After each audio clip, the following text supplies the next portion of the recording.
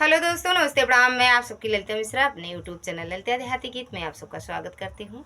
तो आप सबके लिए एक बहुत ही प्यारा होली गीत लेकर आई हूँ, तो आप लोग सुनिएगा और अपना प्यार दुलार आशीर्वाद दीजिएगा और कमेंट बॉक्स में जरूर बताना कैसा लगा आप लोग को यह होली गीत।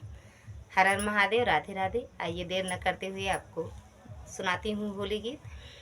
ओ शिव खेलेला होली जटा खोली, शिव खेलेला होली जटा खोली, शिव खेलेला होली जटा खोली, शिव खेलेला होली जटा खोली।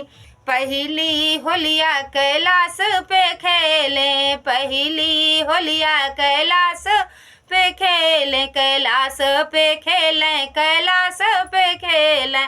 अरे गौरायो शिव की अजब जोड़ी, शिव खेलेला होली जटा खोली। अरे गौरा ओ शिव की अजब जोड़ी, शिव खेलेला होली जटा खोली, शिव खेलेला होली जटा खोली, शिव खेलेला होली जटा खोली।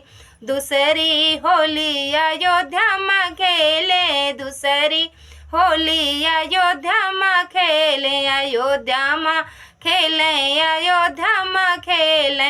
अरे रामायो सीता की अजब जोड़ी, शिव खेले ला होली जटा खोली। रामायो सीता की अजब जोड़ी, शिव खेले ला होली जटा खोली, शिव खेले ला होली जटा खोली, शिव खेलेला होली जटा खोली। तीसरी होली गोकुलवा में खेले, तीसरी होली गोकुलवा में खेले, गोकुला में खेले हो, गोकुला में खेले, गोकुला में खेले हो, गोकुला में खेले। अरे राधायो कृष्णा की अजब जोड़ी, शिव खेलेला होली जटा खोली। राधायो कृष्णा की अजब जोड़ी, शिव खेलेला होली जटा खोली। ओ शिव खेलेला होली जटा खोली, शिव खेलेला होली जटा खोली। चौथी होली मोरे गौना में होला, चौथी होली मोरे गौना में खेले, गौना में खेले हो, गौना में खेले, गौआ में खेले हो, गौआ में खेले।